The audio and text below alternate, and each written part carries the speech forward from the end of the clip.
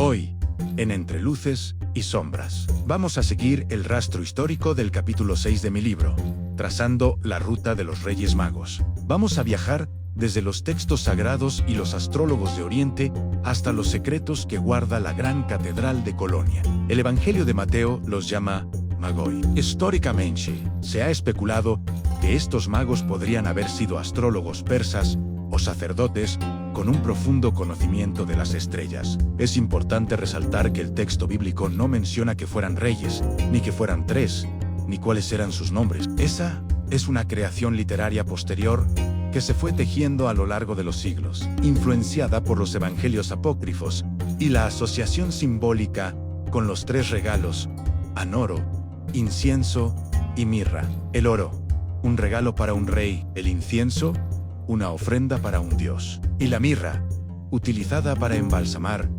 anunciando su futura muerte. Cada regalo tenía un profundo significado que trascendía su valor material. La idea de que eran tres se popularizó simplemente por la cantidad de regalos mencionados, creando una simetría narrativa que ha perdurado hasta nuestros días. ¿Sabías que los nombres Melchor, Gaspar y Baltasar aparecen por primera vez en un mosaico del siglo VI en Rávena, Italia? En la Basílica de San Apolinar el Nuevo, una impresionante obra de arte bizantino, se les representa ofreciendo sus dones a la Virgen María y al Niño Jesús, y sobre sus cabezas podemos leer sus nombres. Con el tiempo, la tradición los convirtió en representantes de las tres edades del hombre en la juventud, la madurez y la vejez. Y más adelante, también se les asignó la representación de las distintas ramas de la humanidad, descritas tras el diluvio Ansem, Cam y Jafet, simbolizando a los continentes conocidos en Europa, Asia y África. Incluso, tras el descubrimiento de América,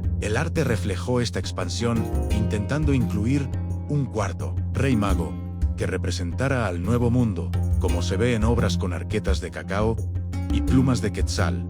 Un fascinante intento de integrar la nueva realidad global en esta antigua leyenda. El viaje de los magos no terminó en Belén. La leyenda cuenta que en el siglo IV, Santa Elena, la madre del emperador Constantino, habría encontrado sus reliquias en Persia y las habría llevado a Constantinopla. Más tarde, estas reliquias fueron trasladadas a Milán. Pero su viaje más dramático ocurrió en 1164, cuando el emperador del Sacro Imperio Romano Germánico, Federico Barbarroja, conquistó Milán y se apoderó de ellas como botín de guerra. Las llevó a Alemania y las entregó al arzobispo de Colonia. Hoy descansan en el Shrine o santuario de la Catedral de Colonia. Este impresionante relicario de oro y gemas preciosas, terminado en 1225, tras décadas de trabajo, es uno de los tesoros más grandes de la Edad Media y convirtió a la ciudad en un centro de peregrinación mundial, rivalizando incluso con Roma y Santiago de Compostela. En la Edad Media,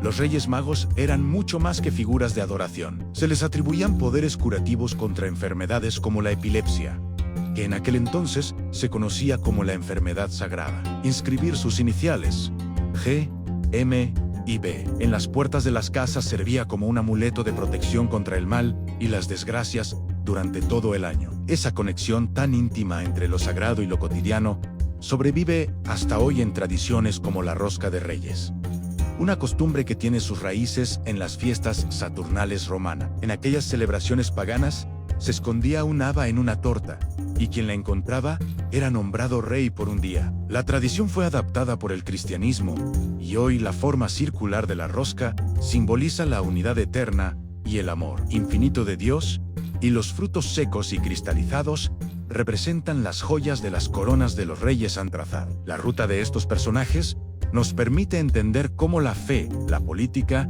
y el arte se fusionan a través de los siglos, transformando una breve mención en un evangelio en una de las leyendas más ricas y universales de nuestra cultura. Cada detalle, desde sus nombres hasta sus reliquias, es un testimonio de cómo las sociedades construyen y adaptan sus mitos para dar sentido al mundo. Si quieres profundizar en esta y otras investigaciones fascinantes sobre los misterios de la historia de la Navidad, recuerda que puedes descargar el capítulo 1 de mi libro gratis en el enlace que encontrarás en mi perfil. Gracias por acompañarme una vez más a descubrir la historia que se esconde entre luces y sombras. ¡Feliz Día de Reyes!